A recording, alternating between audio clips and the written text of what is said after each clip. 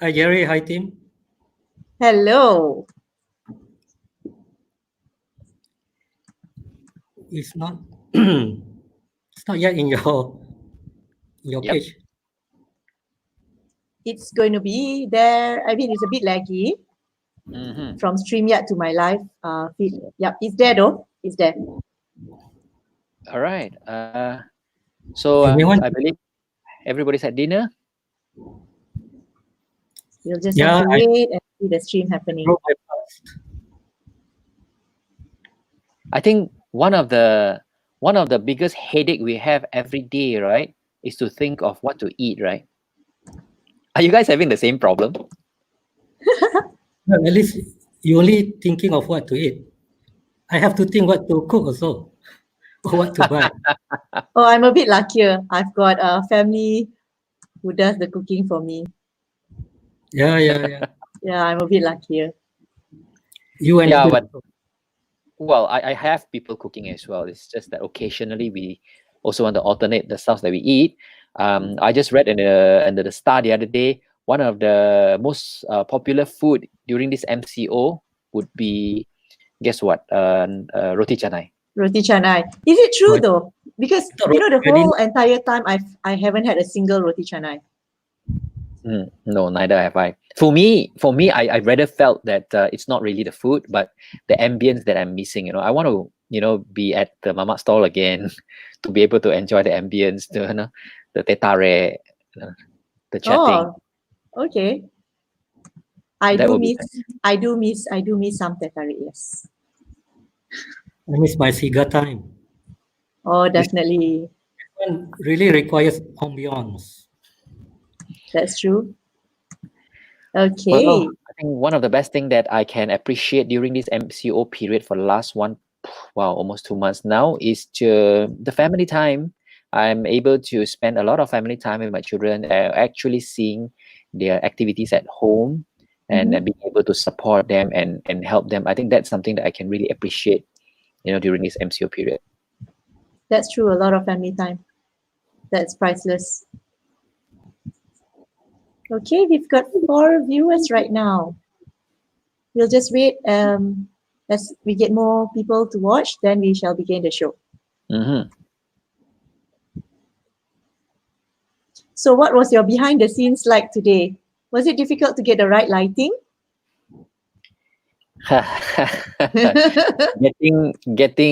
Setting up for a video conferencing or a live conferencing like this is a major headache. It's like probably for the ladies, before going out, what do you want to wear? It's true. Well, I knew what I wanted to wear, but for some reason, at the last minute, I was like, no, I don't want to wear this. Totally changed my mind at the end. We are all wearing black, Oh, right. That's true. That's true. You can never go wrong with black. I've got, who is this? My friend Rio. Rio just joined in. Hello, Rio. How are you? Long time no see. Got Teresa. Hi, Teresa. Hi, Shirley. Hi, Clinston. Hello to all. Hi, Sharin. Hello. Hi, how? Maggie is here.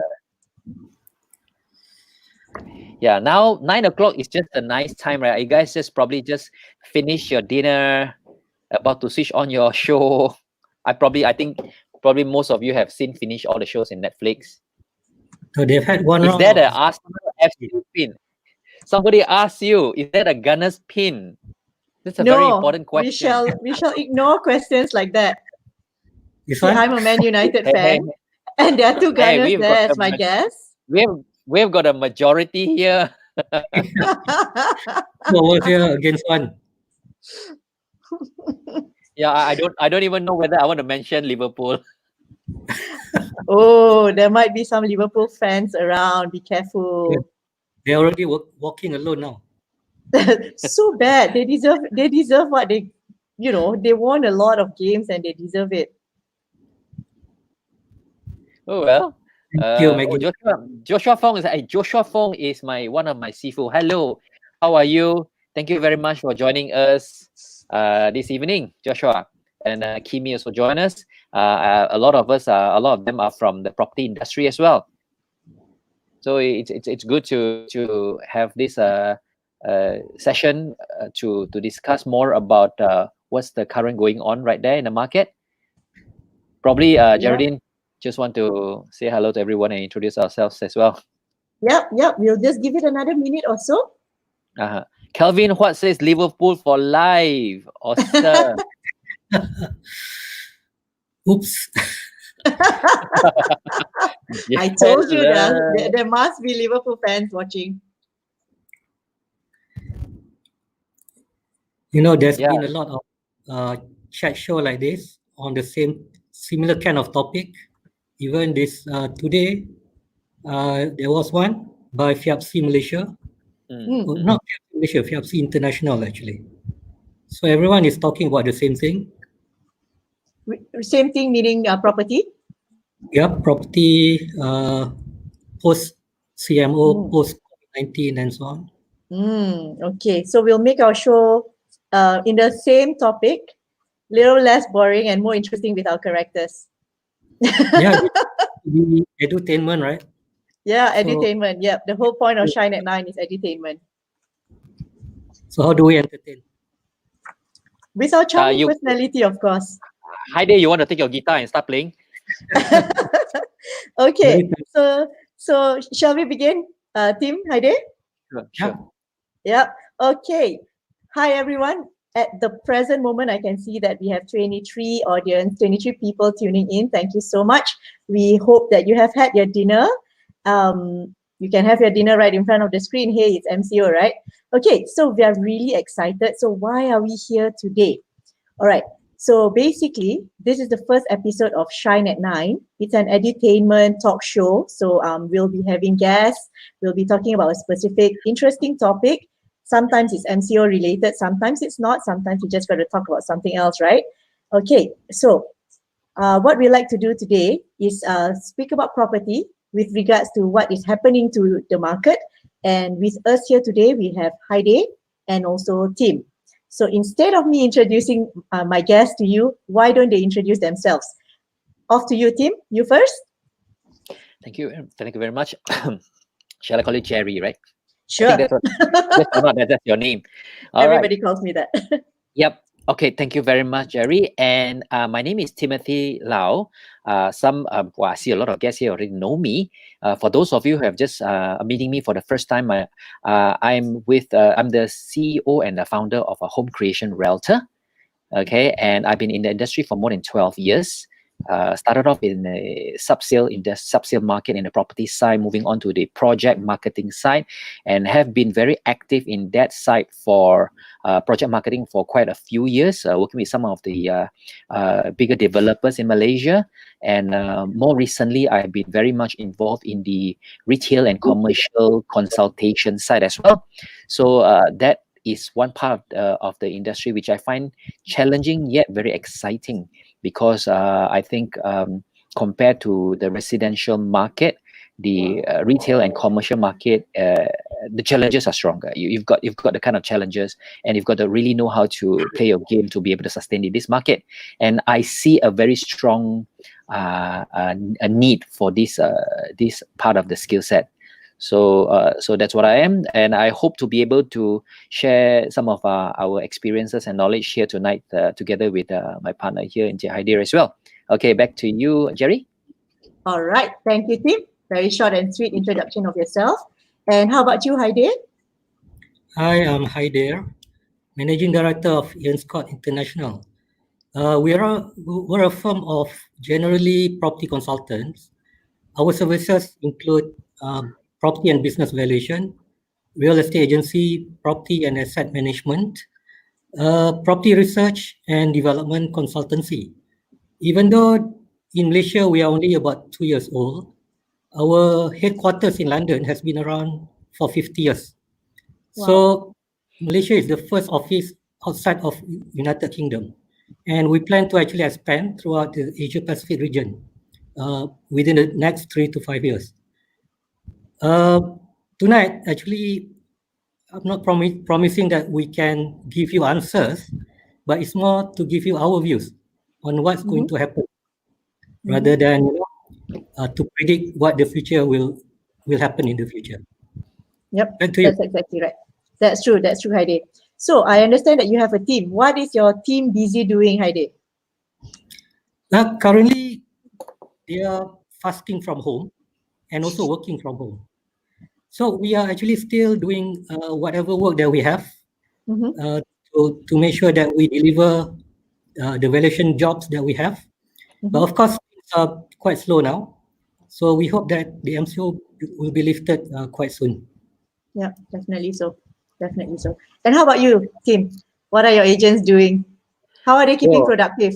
Well, I've got about 20 agents that is in my team. They are still working. Surprisingly, I would say that during this MCO period, although they are home, they are still very actively working. There are a lot of surprising. There are a lot of rental inquiries. While the only sad thing is that we cannot show properties right now to the clients. All right. Ah, but there So are that inquiries. there are inquiries. So that means the market is still active. There are still demand for it. Okay, I think for us, we only need to find a way to be able to reach out to them. That's why I think for the last 1 month or so, my team has been very actively involved in learning about going online. You see, the thing with us is we've always sweep aside the need, the urgency to be able to go online, to go digital on our business, particularly real estate. It's a very conventional business, has been around for a long, long, long time. Okay. So while there are some companies who are already going online, for us, more conventional ones, we delay what the necessary to learn this particular skill. But now during MCO is a period of time where I personally am forcing myself to pick this up and to switch a big chunk of my business over to digital, to online. And we are currently doing that. We are even going up to the extent of doing event All online right. for properties Doing event. and What sort of events? property launches, sales events, talks and everything. I mean, these are some of Wow. all these things can be done online. It's just that why are we not doing it, right? So Right. in fact, if I look at it, MCU has been around for the last more than a month plus. 40 days, And somebody was counting today. 40 days, In 40 Malaysia, days. in Malaysia, yeah. And I'd say our real estate industry folks haven't got on board yet. Have you seen many real estate or property related activities online? I see many training online. Trainers are going online very fast. I've seen yoga lessons online. My friend Erica, if you're watching, Yep. congratulations to you, doing a very good job. You got your yoga lessons online. I've got my friend doing belly dance online. In Khaidzir, if you're interested in belly dance, I can recommend a very good instructor to you. Yeah. I mean, Why this is not? what Right. we're doing, right? This is what we are doing. We're going online, and if you don't go online, you go offline. That's not a very nice thing to do. Yeah. So yeah. Actually, Tim, one developer has been doing sales online. Actually, it's been reported that Masing, they managed to get millions of ringgit of booking just Correct. by Wow. the marketing online. So Correct. that's maybe one of the developers that has gone digital. That proves that if, let's say, you can break your barrier, okay, of stuff like that, not not possible, everything is possible. I mean, what's stopping you from selling your property on Shopee, man? Yep. But does Shopee even allow? I don't know. Boleh kah? So that's where we have to invent. If Shopee doesn't allow, we will invent a platform that allows. Yeah, but I do see agencies, they train or they have an online training for their staff, I believe. But it's a FB live training, so it's open to people. Yeah, so there are a little bit. Some companies are starting to come out. Yeah. Okay. Well, yeah. if you talk about valuers, we are even more old school. Not back to school, old school. So I think now, as Tim mentioned, people are forced to rethink about how they do things. Of course, we pride ourselves as being professional and so on, but we have to embrace technology. So now I think we are forced, rather than wait later. Now we have to do it now to make sure that we utilize technology like other industries. Yep, that's definitely true. Okay, so Yeah, I think just to also add, yeah, okay, sorry, Jerry. no. So Just go to ahead, also Tim. add, yeah, just to also add, to answer your question also, Jerry, what have I been doing? My agents and myself, okay, particularly myself, I've been traveling. Really, from the kitchen to the living room. Yeah, I know. Well, I know. MCO rules say that we are not supposed to travel. I've been traveling. I've traveled to Uganda. If those of you who have followed my Facebook, you know that I've just recently visited Uganda, Kampala town to be exact. And I've Ah, traveled okay. to I know how. Hong Kong. I've traveled to Hong Kong. I'm going to Cambodia this week, and most likely Thailand next week. Yeah. So Jerry, guess how I'm doing it. I've traveled to Singapore too during MCO. You're doing Zoom meetings. BNI. Yes, that is Zoom meetings. yes. Yep. Through the BNI platform, yes, I have been traveling, and I'm very fascinated because you see, for the last 12 years, I've been in real estate industry. I've always wanted to get to expand my network to the international market. For a real estate agency to be able to connect with real estate agencies from different country, that is big time. I mean, you're able to connect and do business with agencies from different country, bringing investors from different countries to Malaysia, because Malaysian properties are not exactly one of the most expensive property in Asian region or in the world. We could be one of the more affordable ones, in fact. So for them to be able to bring investors to Malaysia, and that's a good thing. But the thing is, you've got to before pre-MCO, we were going to fly there to connect with these people. Okay, right now with Zoom and online, plus I am utilizing a network platform which is called BNI, which I recently joined last year, and with some kind of trust when we start to meet BNI members from different countries. Okay, and we talk business. We have already formed some kind of trust before we even start doing business, and that is really important in the real estate industry. If you want to do business with another real estate agency from different country, when you have trust, it's easier for you to talk business with each other.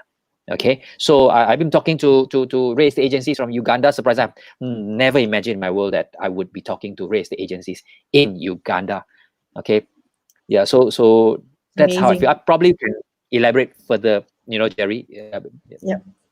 So, but that's the thing. We are all keeping busy, doing work, prominent work, important work, and it's all actually because we are sitting at home, finding new ways to get around the situation, right?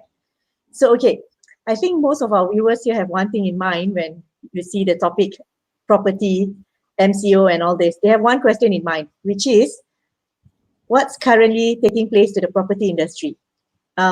Maybe Heidi, you share your opinion first. Nothing much is happening. Of course, we would like to, have more things happening, but unfortunately, because of the MCO and so on, well, as I mentioned earlier, there is a few developer that actually still doing their marketing online. So hopefully, or we will see more of developers actually, getting on the bandwagon. For professionals like us, if our clients, have their activities going on, then only we have jobs to do. But if our clients are quiet, then we don't have things to do. So a lot of things actually depend on this, whether MCO is lifted, partially lifted, or fully lifted. But it all depends on the economic activities. How about you, Tim? What do you think? Yeah, like I agree with Jahadir. The market has been quiet. Okay, so quiet that everybody is waiting to see what is going to happen. Right? I know for a fact that a lot of companies, real estate or even non-real estate, are sitting down there waiting and hoping for the time when MCO is going to be over.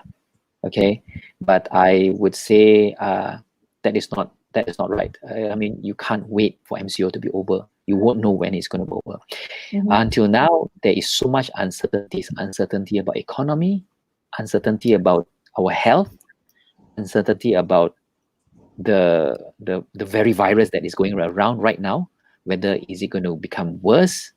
So again, I agree with Heidi. What he's saying is that instead of waiting for something to happen, we have to really make things happen. Okay, which is why I started to talk to most of my clients to sell them the idea of going online. I think online is the only thing I can do.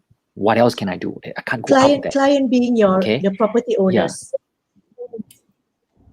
My property owners, my property buyers, investors, property developers. Okay, anyone that is in the real estate industry is someone we can talk to.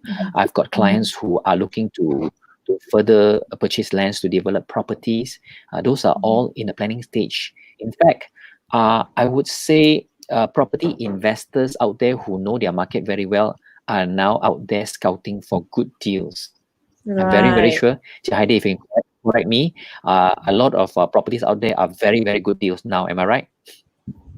Yeah, but you still have to carefully choose the type of property in terms of location, in terms of the pricing and so on.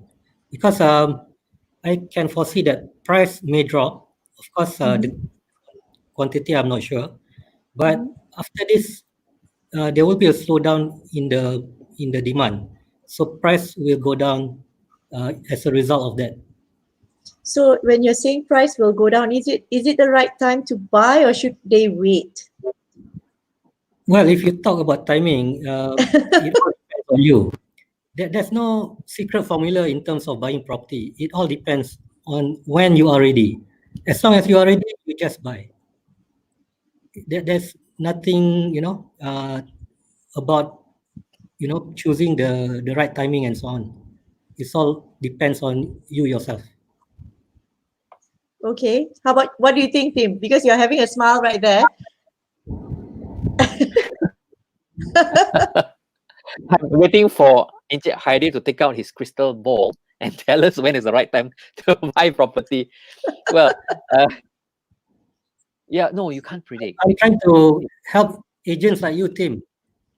Just buy property anytime, so we can get our commission, right? You see, what would you advise your buyers to? What would you advise your buyers? In my line of business, I rely a lot on the services of Encik Khaidzir. His valuation company help us and give us a lot of feedback on the current valuation and the upcoming valuation of certain properties in the market, particularly in the commercial industry side, because commercial property valuations are more sustainable compared to residential, which fluctuates a lot more. You see, so when I'm in the commercial sector, I would actually refer a lot of data from the valuation side, and this help us to be able to advise our clients better and when to go into the market. And again, purely it's based on our research, our due diligence when we provide this information to our clients. For now, if you look just around us, what's going on right now, not many properties are launching. Okay, I'm talking about residential condominiums and high rises and stuff like that. And there are not many properties who are doing fresh launches. And in fact, if you look at high rise landed, there's a bit of a stigma right now. You know why? Simple. People are afraid to live in community living nowadays. Right. Okay, think about it. What happens? Yeah, community living, a lot of people crammed together in one place. If there is some issues detected in one particular property, the whole property gets a lockdown. Right, that angle. Okay. And people are very afraid of that nowadays. So like what's going on with the property near that is something that people are looking at. But however, yeah, with a couple of residential properties are going through that right now. However, landed properties, I would say, are always in demand. If the price is right, location is good, it's always in demand. It's, I would say, an evergreen Right. for landed property. It's always there. Personally, I've been very much involved. I think Tim is We lost. having some issues with his internet strength, I think, because he's been in and out. His volume has been in and out. Hold on, yeah, we'll see Okay, if he comes back. I can just continue on his point. I think also because of our culture, Malaysians tend to favor more the landed properties rather than high-rise. You know, if compared to other countries like maybe Singapore, Hong Kong, of course they don't have much landed properties anyway, but their culture is already living in Yeah, okay, in okay. yeah, Tim.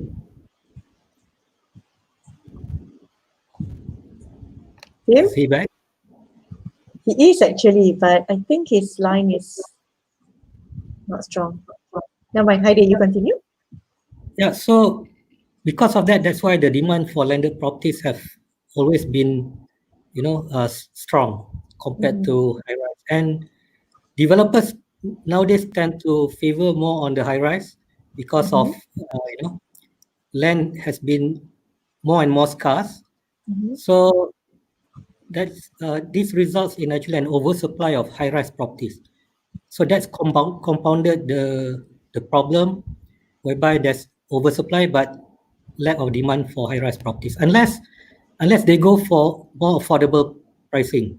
But Right. for the high-end high-rise condominium and so on, there's already an oversupply and not much demand. So this So is why the government was proposing something in the last year where they were trying to stimulate the market, right? yeah, for the past 1 year, the government has actually come up with this home ownership campaign, or actually, in short, working together with the Real Estate Developers Association. So this has actually, to a certain extent, uh, alleviate the problems. I mean, they managed to get higher sales than the previous year, but unfortunately, that all stops because of the COVID-19. Right. Definitely. Yeah, it affected that plan. Yeah. Right. So now the developers have to look at new innovative ways to actually sell their properties because there's still demand for the affordable range of properties. But what can interested buyers look forward to? What are the creative ways that you think the buyers can look out for? well, as we mentioned earlier, the developers now are going online actually to do their sales.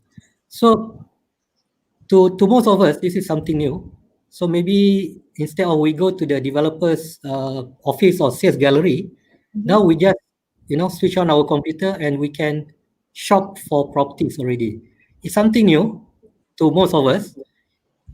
So this is maybe something of an interest to people who are now looking for properties. And I think developers will also give more incentives to sell off the unsold stock and so on. Right.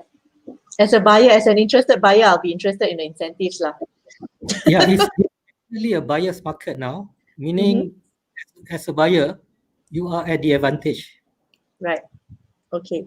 So we keep our ear out, we keep an eye out, we go online, Google up things, and we might be seeing a lot of property developers start to promote their properties, right? Yep. Yep. Tim, you were saying something before you got cut off. Yeah. Siaran tergedala sebentar tadi Betul. Yeah, I think the internet line is very much in demand. Well, I live in a high-rise living, as I was talking about just now, and I have Dr. K Congestion. also on the line, also agreeing with me. Dr. K, thank you very much for agreeing with me that community living right now is a lot of congestion there. You share the lift, you share the internet line. Yeah, So that is something that people are really considering into. So yeah, what did I miss? No, Heidi was just adding on to your comment. Actually, he's totally agreeing with what you're saying. Yeah. So he was talking about there would be surplus of properties, and it would be a buyer's market right now. We can look out or get excited about what the property developers are, their new plans, their creative ideas to sell the properties. Okay. Now, I just want to say that J. says that the market has been a buyer's market. I just like to add that it has been a property market for the last 2 years already. Buyer's market. A buyer's market. It has been a buyer's market for the last 2 years already. Okay. So while properties are a lot in the market, launches are also not very active. Okay. What you can see right now is launches are not very active. A lot of property developers are only clearing whatever balance stock they have. Okay, you don't really see many fresh launches, or as many as about 3 to 4 years ago.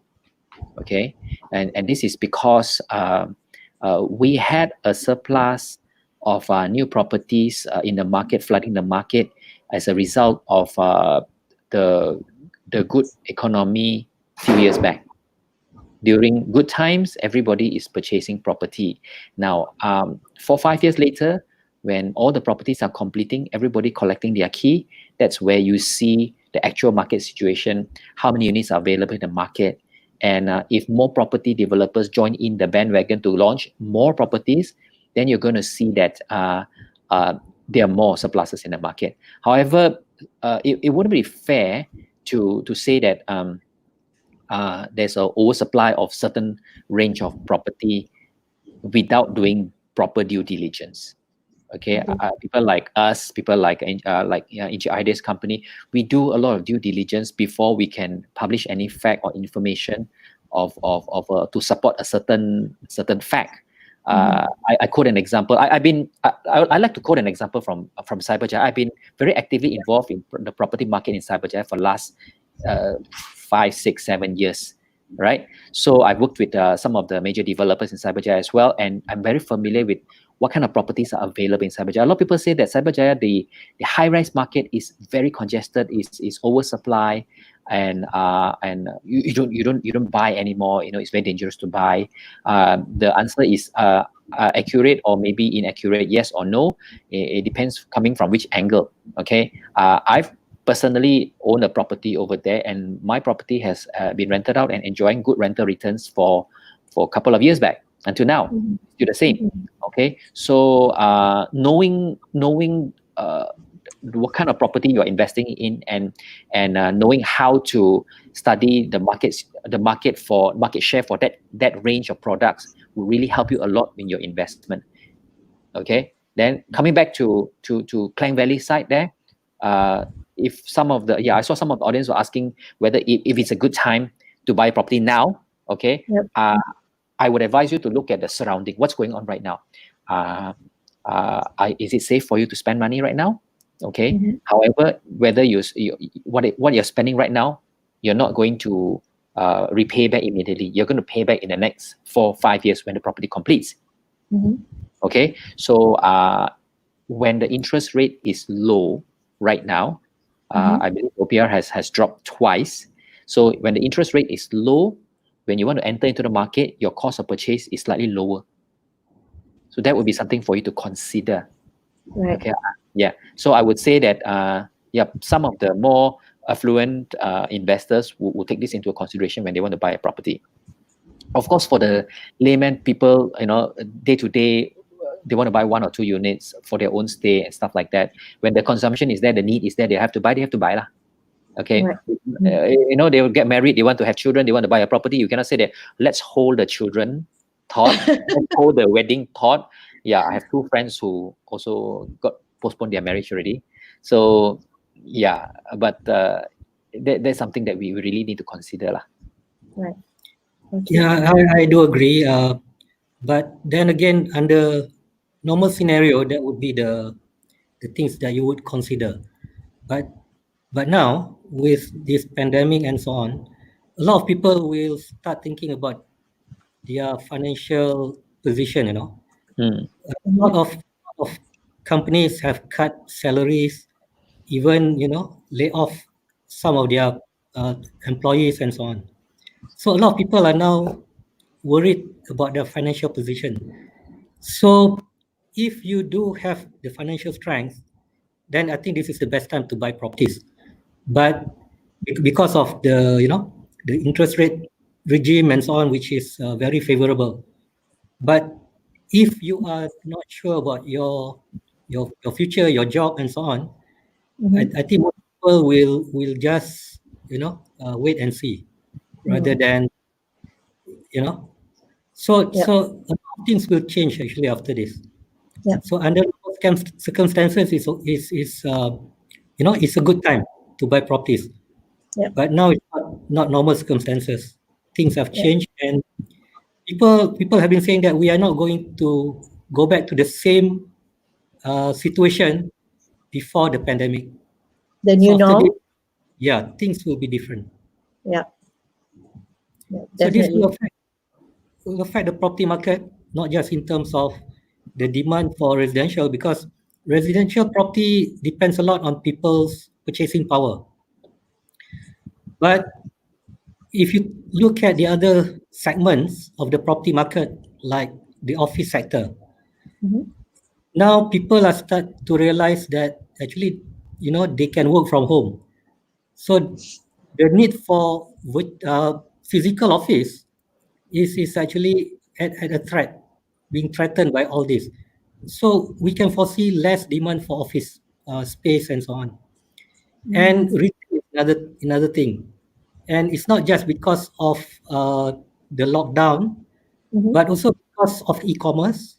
Now people stay at home, they do shopping from home.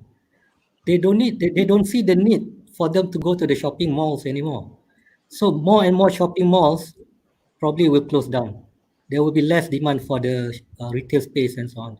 So a lot of things in the property market will definitely change after this. Mm. But then there would be higher need for warehouses then. Exactly. So if you look at which segment of the property market that actually will benefit from all this, it will be the industrial. But of course, industrial, you have to look at repurposing the properties from mainly manufacturing now to mainly warehousing, distribution center, and so on. Mm-hmm. Right. Okay. Tim, I, would you I like to just, add anything? yeah, Yeah. I just want to also add that I don't think personally, this is purely my personal opinion. Mm-hmm. I don't see what is going on right now is going to be a long-term situation. Mm-hmm. All right. I don't see the situation is so impactful that it's going to change the whole industry turnaround. That Mm-hmm. shopping malls are going to go bust and stuff like that. Okay, Mm-hmm. I did see that the other day newspaper stating that what could be close up to 15% of the hotels in the Klang Valley side are in trouble. Okay, that is because of the current operation, the cost of operation and stuff like that. They cannot afford to maintain their businesses. But in Yeah. terms of overall retail business in the Asian regions, we are still a very shopping mall going people. Okay. I have a lot of girlfriends who's dying to go to the mall. Yes. Whilst Okay. they're doing e-commerce actually. So Yeah. maybe it Be will it, balance be out it, be somehow. it us, be it in the folks in China who have just been released from their lockdown, you will notice that the first thing, very simply, ask ourselves this question.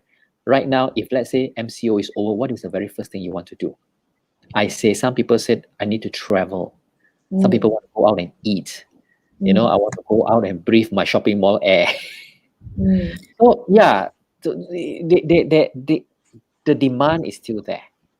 Okay, the Right. Yeah, demand is yeah. still there. I like I'm not, Heidi is about to say something.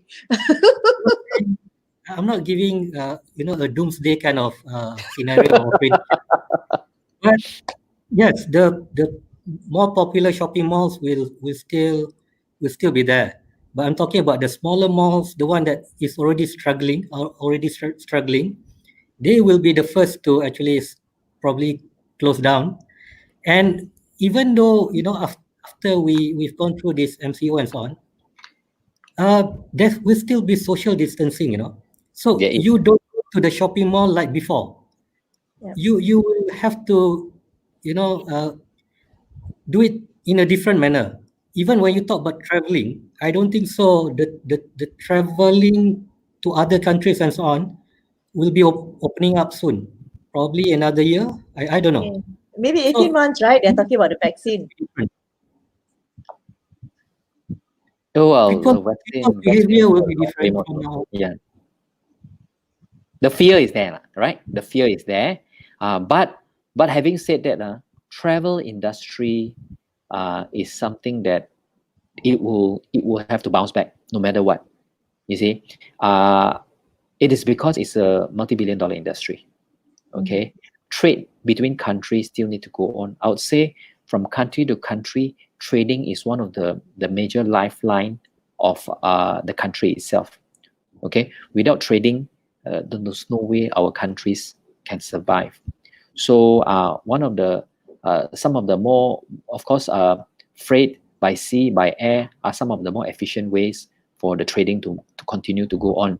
So I say sometimes a country can be in a very big dilemma. Do I want to save life or do I want to save the economy? Okay, so I believe in certain countries out there, some people choose economy. I don't want to name which countries, but if you read the news, you see the videos on YouTube, some of the countries choose economy over health reasons. Okay, well, they do have their reasons to do that. Some Mainly, people, mainly sorry. because they have brilliant president to lead them. Okay, we're digressing already. Oops. This is definitely an entertainment show, not a politics show. I think I know. I think the issue we are discussing now is still about how long will this thing happen? How long will this thing go back to normal, or will there be a normal? Okay, so some countries would like to take it this kind of way where they just let everybody live their life as it is, and hoping that their body immune system will build up and fight the virus over time. Okay, Yeah. I mean, I'm reading that some countries are actually applying this practice. Okay, of course, in our own countries, we are practicing this social distancing and staying at home and stuff like that, which is a different way, but it's also very effective. Yeah. Just now, you guys mentioned the travel industry will take a while before it restarts and everything, right? I keep on wondering when it comes to property and travel, right? I can't help but think about the short-term rentals. If our audience, let's say they are having a unit that they put up for short-term rentals like Airbnb, what is their challenge right now? Actually, they won't have any guests. Would there be any guests? If you're asking for foreigner guests, no, there will be none. Locals also very, very little. Well, locals, as long as you still have. Is it a safe thing? Is it something that as a property owner, you've got a vacant unit? Is it something that they should go into? You mean as investment to No. do Airbnb? To put their property up for Airbnb, short-term rental, because they are finding it difficult to rent out their unit right now. Okay, in the medium to long run, it may be a good investment, because you see, in the past 1 week, a number of hotels have closed down actually. Yep. Closed down for good. So with less hotels, in the future, probably demand for Airbnb will be there. So Airbnb accommodation will probably take over from the budget hotels and so on. But of course, it's only in terms of accommodation. Of course, when you talk about conferences and so on, the MICE industry, you still need the hotel. But in the next maybe 1 year, government will ban all mass gatherings, most Yep. probably. Mhm. So for the hotel industry, is a very, they are in dire straits, basically. Mhm. Would these homeowners who can't find rental, is it a wise move to get onto Airbnb or the short-term rental? Will it affect the value of their property? I don't Depends. I don't see there is a market for Airbnb. Well, there is market for Airbnb for those existing tenants, but Airbnb is very closely related to tourism market. Okay, and usually it's located in a very touristy area. But like you said, Tim, maybe not foreign tourists, but local tourists, because now we are Yeah. forced to actually travel domestically. We cannot go to other countries. Mm. Or maybe we also have to travel for work. Then we have to stay somewhere. So I maybe, agree. Airbnb is not that bad after all. Yeah. Over a I- short, yeah. we immediately within this next few months, I don't see how there will be a market for it. Maybe when the MCO has lifted, things have improved. Probably yes. So my question is this: let's say a property owner, the unit is vacant, right? They can't find anyone to rent it. Mm, They still have to pay service the loan, mm. right? So is it advisable or is it wise to just lease out the home for a 1-2 day tenant, 1 week tenant? Will it affect the value of their home? They can try. I wouldn't say that you totally won't get tenants. You can, in my position, I would go all out to try to help my clients to get a tenant for their property and invested property. But what I'm saying that the trend right now going is that it is not something that everybody will go for. I would rather them look into something smarter, like working with the finance institution to find how they can get assistance from the government or from the financial institutions to sustain their expenses of their property currently.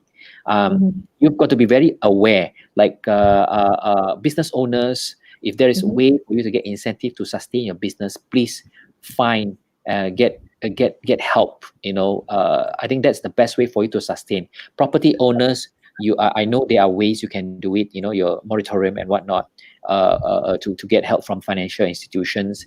As much as you can, contact all of them and hold back on your expenses. I would personally feel that right now, what most important in my pocket or your pocket will be cash, right? You having cash is really crucial. Having money with you is really crucial. It helps you to sustain and right through this next few months. Okay, I don't say next 1 or 2 months. I mean, MCO possibly can be lifted or not. I'm not sure, but you need to protect yourself. Okay. Yeah. Another point on Airbnb is if you want to operate your condo unit as Airbnb, you have to make sure that your JMB or your MC actually allows, because some MC or JMB, they don't allow for you to operate Airbnb in the condominium. Right. Okay. So, but Heidi, you are a valuer, right? So, if I were to have a unit and I were to rent it out, will it be bad for my unit in the longer term? Previously, yes. People have seen Airbnb as something of a negative thing because of the bad experiences that they that have happened. Like the Related, tenants breaking something, ruining. yeah, Okay. because they are very short-term tenants, so Uh-huh. they don't really bother about what happened or what they do there. So that's why some condominium actually they banned Airbnb, because it actually affect the value of the properties there. Right. Okay. All right. Okay. So, well, according to Tim, we should try to work out with the banks to see how we can still service the loan. And Airbnb don't seem to be a bad option, provided, well, if you can find hopefully good tenants. Right, Heidi? There is Yeah. another option besides Airbnb that I can probably share about. I'll be in the short future. I'll be probably doing more probably doing a session on this thing called hybrid tenancy. Hybrid tenancy is a cross between a hotel and an Airbnb. Okay, Alright. what the difference is these will be run by hotel operators, okay, instead of individuals, okay, or a company. Airbnb is usually run by either a company or an individual, right? So this hybrid tenancy would be basically a cross between hotel and also Airbnb. I don't call it Airbnb, I call it short-term stay. Right? So Okay. typically hotels are short term, but these hotels can also consider renting out the units at mid to long term with a very, very special rate. You can't Right. rent a hotel long-term stay in this because it's really expensive. Okay, but what these hotels can do, these hotel operators can do, is to how do I put it, to tailor make this lease periods to certain individuals at a very, very attractive rate so that it's affordable to these people. Oh, okay. When is this project coming up? We are currently in talk with several property developers. Their properties will be completing in the next 1 to 2 years, and we are already introducing this concept to these developers. And very hopefully in the next a month or so, I should be able to speak to you guys again about this. Ah, that's interesting. Okay, all right. Okay, I have a question. Jerry, there's a question Yes, here sorry. from Kelvin Huat. Oh, okay. What is he asking? It's related to Airbnb, what I've Okay. mentioned earlier. Oh, okay. He So- wants to know. Yeah. Go ahead, Heidi. How does it affect the property exactly? Well, basically, let's say you want to buy a property in a condominium, right? A unit in a condominium. Would you buy a property there if you know there's been cases of vandalism by short-term tenants, maybe foreigners, who's done undesirable things there and so on and so forth? I'm sure you won't. If you know, you won't buy a unit there. So because of the lack of demand for that property, that's why the value will drop, will reduce. I hope you can understand that answer. Maybe I can also add to Kelvin's question. Now, Airbnb reduction of property, causing the value of property to drop. This usually happen to pure residential property. Okay, some of the residential condominiums, some of the owners are. Because majority, I'm just generalizing. Yeah, majority of the JMBs for residential properties, right, do not allow Airbnb. Okay, because Airbnb involves the public. Anybody can just walk in, and it's short term.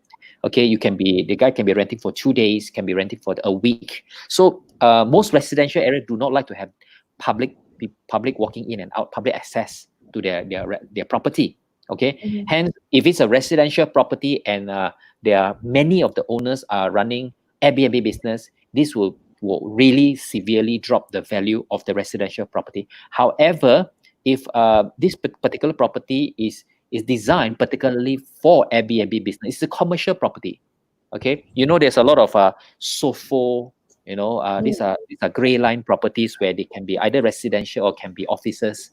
Yeah, in Damansara Perdana and such. Yeah. So these properties are purpose built to cater to investment. They are called investment products as per se. So then these kind of properties, when there is Airbnb running, it in fact increases the value. There are some properties in KLCC, fringe of KLCC area, which are very, very famous among. In fact, they're getting award from Airbnb for some of the best Airbnb properties in the industry. So that's why it's really again, like I said, due diligence. When you are an investor and if you want to buy a property, you can't just allow the salesperson to sell to you and say, oh, this property is really very good. You're going to buy and you're guaranteed you're going to get 7-8% ROI from it because Airbnb, it works. Guarantee will work. Okay, but you got to do a due diligence, because if let's say it's a commercial property And ultimately, the major decision is still comes. The final decision still come from the management body. If the management body says that no, we don't allow Airbnb business in this property, they don't allow. They have the final say. Okay, Yeah. so that's really important. I think this is for Khaidzir in response. Yeah, in his basically, response. the image of the property will have an effect on the value. So if the image is not good, it's negative, then the value will also have, an effect, whether it's security or whatever reason. Right. Thank you for that question, Kelvin. I think another question came in from Marina. Would you foresee in future a need for a regulation body to ensure Airbnb is legally compliant? I think this one is a hot topic being discussed as well, maybe a year and a half ago. And I believe that in some countries, Airbnb is not allowed, right? Yeah. So what do you guys have to say on that? Currently, basically, it's up to the individual JMB or MC. They have their own house rules, so they will manage, whatever restrictions and so on. Either they don't allow, totally ban, or they allow but follow certain rules and conditions. So it's entirely up to the individual JMB or MC. So as Maybe there's far, yeah. sorry, go ahead. Yeah, Sorry, go on. Heidi. So as far Huh? as the country, so as far as our country, like I'm seeing this a bit like what I noticed that happened to Grab. At first, the taxi association was against it. Then there's no choice. We just regulate it as a nation. We regulate it, right? Then it's part of the system now. So similarly, Airbnb, shouldn't it be regulated? This might be a very scandalous topic, but what do you think? Should it be regulated? Well, for me, I don't think it should be regulated. It should be left to the open market. But maybe there's certain kind of conditions put in place. Mhm. Maybe not to totally come up with a new act of parliament or what, but we can Mhm. amend the existing act of parliament, for example, the Strata Management Act and so on, to actually have some to allow some provision for Airbnb and regulate it via this statutory act. Mm. Right. Tim, I can Well, hear you thinking. I mean, it's mixed feelings because Airbnb it's a very gray line to many different elements of the property industry. I don't just to share some general knowledge. Airbnb was first endorsed by the Malaysian government, right, under the tourism ministry, not under real estate, not under property. Okay, Yeah. this was back in 2013, and until today there is no one responsible body that that manages it or sets the rule for it. Yeah. So to say whether should there be a regulation body, I say there should be one, and one department should be held liable, okay, to set up the policy, to set up a certain guideline. Guidelines. Yeah. Yes, a proper guideline. Right now, there's no guideline. Should the guideline come from tourism? Come from, Yeah. housing ministry? Housing ministry, Yeah. all this is commercial, is not my area, Mhm. So there should be a certain guideline. Therefore, then the management bodies then can follow the guideline. I mean, there's Strata Management Act. Should this be part of the Strata Management Act law? Yeah. So this to answer Marina's question, yes, I from a real estate agency perspective, I do agree that there should be a regulation body to write some rules down for this. Okay. One final question. Your opinion, of course. Would you foresee that the property bubble will pop this year? What property bubble? What property Because bubble? we're talking about COVID. MCO is one thing, right? We're also talking about COVID-19. MCO is just currently the lockdown, but we are also discussing it beyond COVID. COVID being after they have found the vaccination, after people go back to normal life. So if we are talking about beyond COVID-19, right, we are actually talking about beyond 18 months, right? So how do you foresee what was the situation would be like after 18 months, beyond MCO past COVID? Well, if you ask me, there's always been a property bubble in the property market actually. Mm-hmm. But it's just that it never pops because just before it pops, uh, somebody did something lah. Either the government, you know, come up with some incentives or policies to actually revive the market, or the developers themselves actually give incentives and so on. So uh, the bubble actually was created because of mismatch between demand and supply. So Mhm. if you try to reduce the mismatch, try to match demand and supply as much as possible, then the bubble will not be as big until it will pop lah. So Mhm. post COVID-19, if we have measures both by the government and the private sector, the developers and so on, which actually minimize the mismatch, then the bubble will not pop lah. So that's my opinion. As long as uh, the industry actually try to cater to the demand from the market.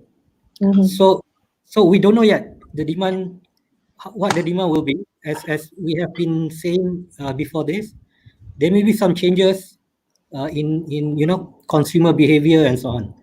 So the Right. demand may also be different from what you know, Mhm. but as long as the industry try to match with the demand, then the bubble will just be there, but it won't pop. That's my Okay. opinion. All right. And Tim, how about Agree, yours? agree. Heide, what Heide say? Property bubble usually is a result of uh, the building up of a bubble, as what people think is always very very high demand. Okay, the Mhm. price shoot up so high, and there's not enough supply. Okay, and people are buying. Everyone is buying. In certain countries, you will notice that. In certain Asian countries, you will notice that people are buying, and the price of the properties shoot up so high. In fact, our Malaysian property prices have gone up very very fast. I think the property price is going faster than the rise is faster than our salary, unfortunately. I think a lot of people agree that. Unfortunately, yes. Yeah. Mhm. Okay. Mhm. I mean, from 2009 until 2013, the house price has there was a double-digit growth in terms of the house price. It's gone so fast. But of course, we have our cooling measures. Luckily, Bank Negara came out with this cooling measure, and it cooled down the whole situation a little bit. So we have been hearing property bubble every generation. My generation, Jerry, you're younger than me. Your generation, every generation, we talk about property bubble, but we are not like certain countries out there, war-torn countries, or extremist countries where is severely impacted by certain external force. Mhm. Okay, we are relatively a very peaceful country. Uh, we have a new generation coming. Jerry, you're going to be buying houses. Your children are going to be buying houses. So there is a steady demand. So as long as there's a steady demand, we are not fueled by speculative purchases by investors. Not too heavy on that. We are fine. Mhm. Okay, we are fine, and we have been fine. We have been surviving. Uh, uh, it's So very don't much worry about the yeah. bubble. It's very much depend on the specific market. When you say bubble, people tend to generalize. I mean, there's one person whose auntie's uncle who mentioned that this particular property, the price dropped by 5,000 ringgit. The other neighbor sold at 5,000 ringgit lower, and they start spreading the news. Oh, the property is going to be bursting because the price are dropping. For all you know, that property is because the surrounding area is very dirty. The area is not so good. so price value may go down, Mm. but not necessarily the whole industry property is going to burst, you see. Yeah, and what Right. you have to consider is that the property market is actually cyclical. It goes up and it goes down. Mhm. So roughly it's about 10-year cycle. Mm. So it was down about 1 or 2 years ago, and it was picking up last year actually, but because of the COVID-19, now it kind of stalled. Right. But it's always up and down, so it's cyclical. Okay, So when that's good things, news. when things go down, it will go up eventually. Okay, that's good. Okay, we have passed 10 o'clock. Our session was supposed to end at 10. So last words from you two wise men. Tim, you go first. Do you want to take one more question from Marina? She has one more question, I believe. Question, no, oh, okay. What is she saying? Okay, many Europeans now no longer want to own a property. They don't want to be saddled with long-term loan. Lots are renting. Do you feel that we are heading there? I have a piece of mind to say about that. Marina, I agree with you. Okay. I've been pitching about this idea for the last 5 years about where we are heading. We are probably slightly a couple of years behind where Australia, where UK, our property, to be honest, Malaysia property is still affordable. I Hadi, believe yeah. at least 10 years. Sorry? I 10 believe at least years. 10 years. Wow. Yes. All right. So you see today in this industry, right? Young people like Jerry and all that, you guys can still You keep walk calling out me young. among three of us, you are the youngest. Okay, you come from a different generation, right? Among young people like you can still go to work, earn a decent salary, apply a loan, and buy a property. In the neighboring countries, like just our neighbors, I'm talking about Taiwan, you about Korea and Japan, people work the whole life and they can't afford to buy a property. Okay, so I really probably I'm coming to the last piece of my message. I want to appeal to the young people out there. Start to have this mindset of acquiring your first property. Educate yourself, do your due diligence, and acquire your first piece of property as early as you can, as early as your pocket can.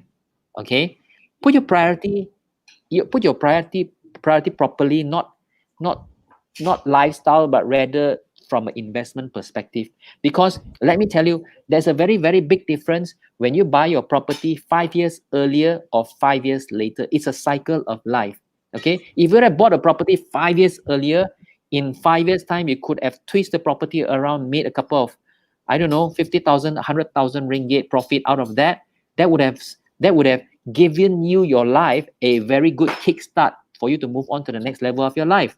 Okay, if you don't take that decision and you decide to invest in something that is not investment centric, like something of a lifestyle, you may regret that decision, because then you probably get married and you probably get children, and your cycle will be trying to earn money to pay off your debts instead of enjoying yourself from the investment. So this to part with tonight, my appeal is for for the parents to educate the younger generation to have this mindset to take care of their finances, take care of their credibility in the finance institution, and purchase a property as early as possible, and then you won't regret it. Right. That's very sound advice. I'm still stunned by the fact that you called me young. All right. So for Tim, he's advising that we start early. And if you know, when you want to buy a property, it's a very, really big and very, very long-term investment, long-term commitment. Make sure we do our due diligence. So if you need information and consultation, speak to the proper guys. Don't just Google. Don't just ask a friend. Don't ask the auntie at the pasar. Get a good guidance from consultants and agents like Tim. His number is right there. Call him for property related stuff. Yeah. Other stuff I don't know. I don't know if he knows also. Okay. How about you, Heidi? We are at the tail end of this program. perhaps you would like to share with us. I understand a little bird told me that you're organizing a very interesting online forum.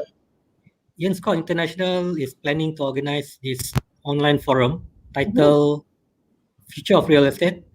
It will be moderated by myself and our chairman, Dato' Surveyor Lawai Siang.